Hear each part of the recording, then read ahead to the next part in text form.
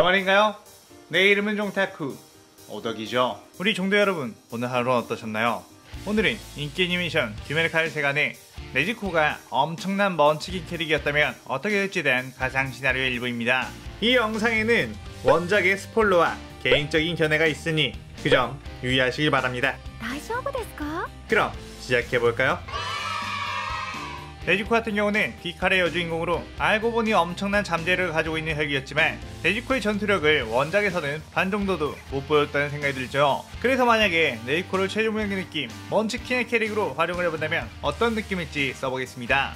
이 가상 시나리오 컨텐츠는 원작의 고증이 철저히 따져가는 매끄러운 진행이 되지 않기 때문에 어느 정도의 설정오류나 능력치 보정은 이해해줬으면 좋겠습니다. 그럼 오늘의 가상 시나리오 시작하겠습니다. 네즈코는 평소와도 같이 집안일을 하며 어린 동생들을 돌보고 있었죠. 오늘은 수출 팔고 돌아온 오빠 탄지로를 위해 맛있는 음식을 준비했고 탄지로가 왔을 때 보고 기뻐할 생각에 싱글벙글했습니다. 하지만 날이 저물었는데도 탄지로는 오지 않았고 동생들은 탄지로가 언제 오느냐며 물었기에 네즈코는 금방 올 거야 라고 하면서 웃었지만 살짝 걱정이 되었죠. 네즈코는 혹시라도 곧 도착할 수 있는 탄지로를 마중하려 집 밖에 나갔고 하늘에는 커다란 보름달이 떠 네즈코를 비춰줬습니다. 그때 바스락거리는 소리와 함께 인기척이 들렸고 네즈코는 오빠 왜 이렇게 늦었어? 다들 기다렸잖아 라고 하며 반겼는데 그는 탄지로가 아닌 얼굴은 창백하고 눈은 시뻘건 기묘한 사내였죠. 네즈코는 무장을 보자마자 인간이 아니라는 것을 본능적으로 알았고 엄청난 경계를 했습니다. 하지만 무자는 순식간에 다가와 손톱으로 네즈코를 핥힌 뒤 피를 주입했고 네즈코는 그대로 쓰러져 버렸죠. 무자는 덤덤하게 집 안으로 들어가려고 했는데 그때 쓰러져 있는 네즈코가 무자의 발목을 잡으며 내 가족들에게는 절대 못 보내 라고 하며 안간힘을 썼습니다. 무자는 코웃음을 치며 네즈코를 뿌리쳤고 그대로 집 안에 들어갔는데 곧이어 동생들과 엄마의 끔찍한 비명소리가 들렸죠. 네즈코는 눈물을 흘리며 자신의 품속에 있던 목걸이를 꼭 쥐었고 그대로 의식을 잃게 되었습니다.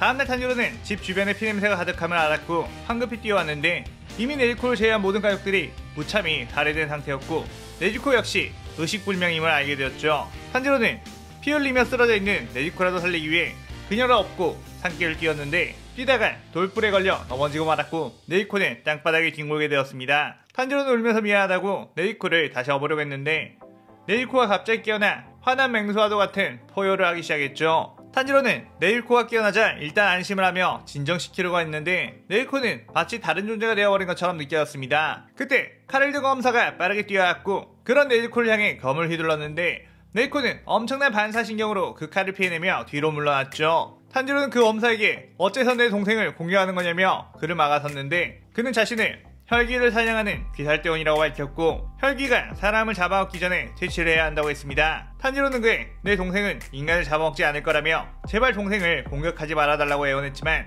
기우는 인간을 공격하지 않는 혈기란 없다며 안타깝지만 반드시 죽여야만 한다고 했죠. 그러다 탄지로는 도끼를 들고 기우를 위협했고 더 이상 내 동생에게 다가가지 말라고 했습니다.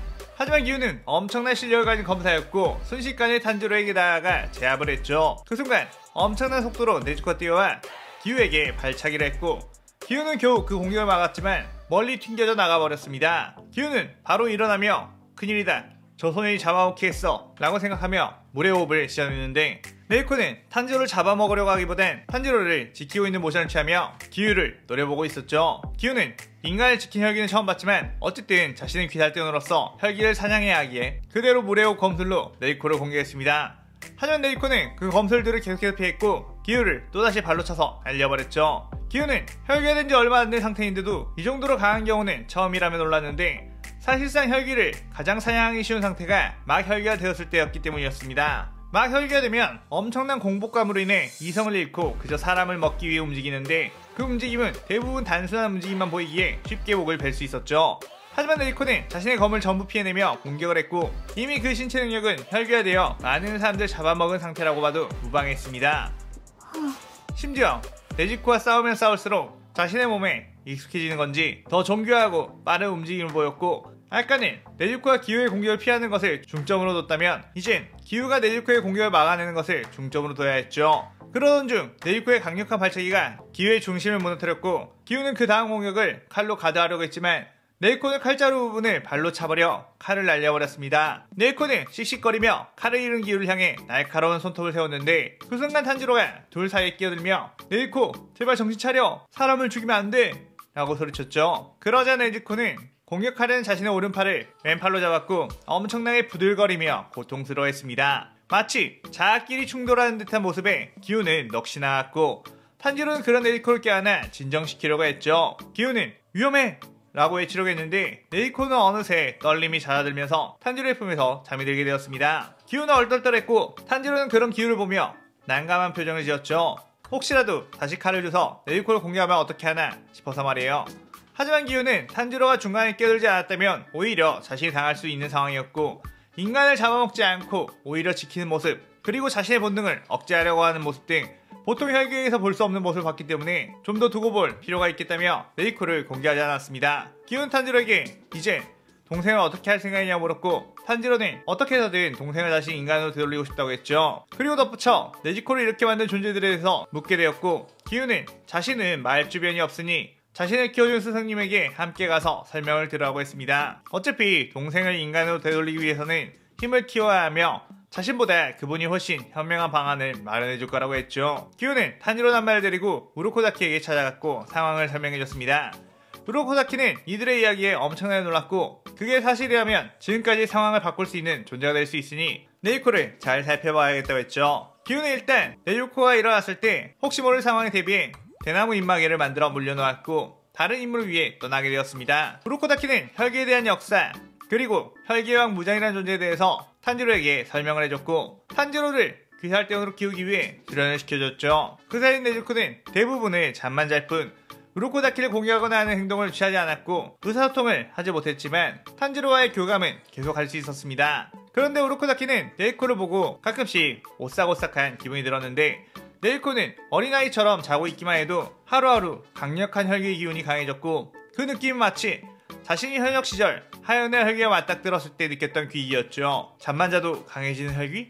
라는 의심을 해봤지만 그건 말도 안 되는 거라며 애써 부정을 했습니다. 그렇게 탄지로는 귀살대 선별 시험을 통과하게 되었고 어엿한 귀살대원이 되었는데 탄지로는 네즈코와 한시라도 떨어지지 않기 위해 나무 상자를 만들어 네이코를 그 안에 태우고 다녔죠. 그러던 중 탄지로는 아사쿠사 거리에서 무장과 마주친 뒤 한바탕 소동이 일어났고 타마와 유시로의 도움으로 빠져나왔는데 그들도 역시 혈기라는 것에 그들의 아지트에 들어가 대화를 나누게 되었습니다. 그때 타마요는 네이코를 보고 무장의 저주를 풀어낸 혈 같은데 어떤 방법을 썼느냐고 물었고 탄지로는 자신들의 이야기를 타마요에게 모두 설명했죠.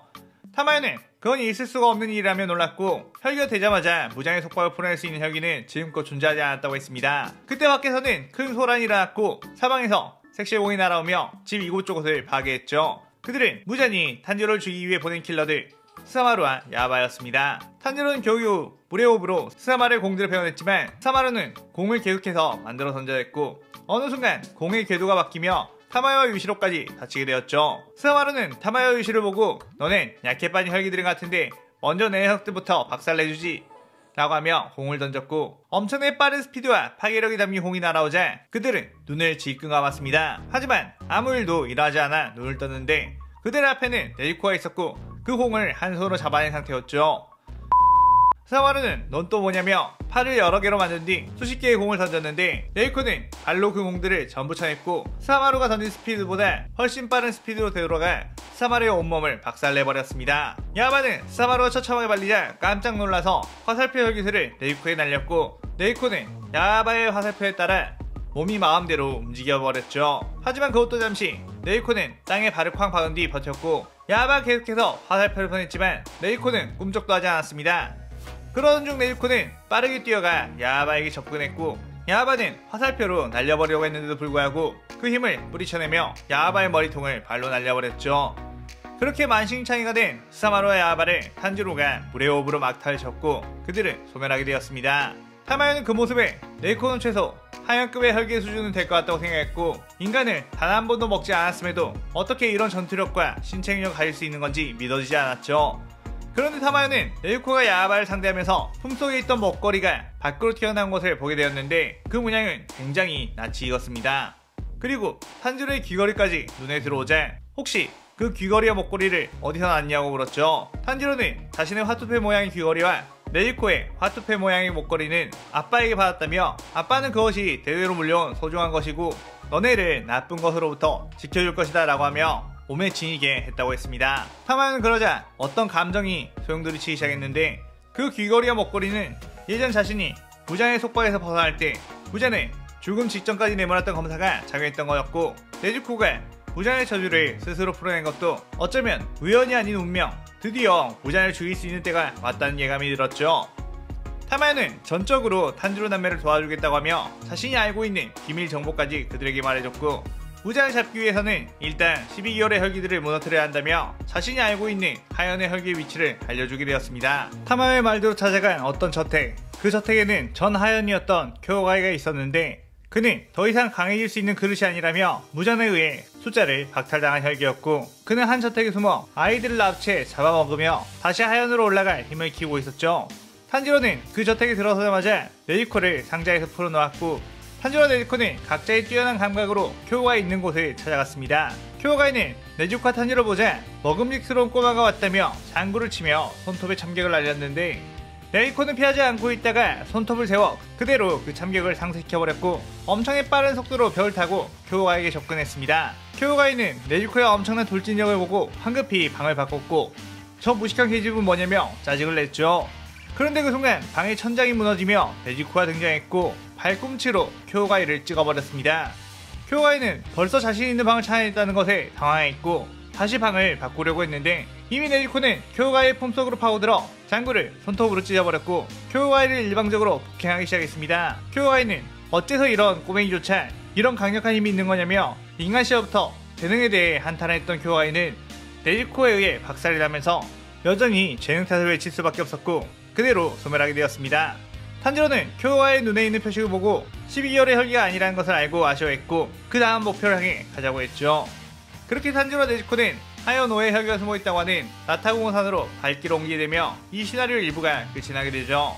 초반 설정에 해당하는 부분이 끝나고 다음 시나리오부터 본격적으로 네즈코가 가진 힘에 대해서 서사가 될 텐데 다음 시나리오도 많은 기대 부탁드리고 오늘의 가상 시나리오에 대한 감상평도 많이 남겨주세요.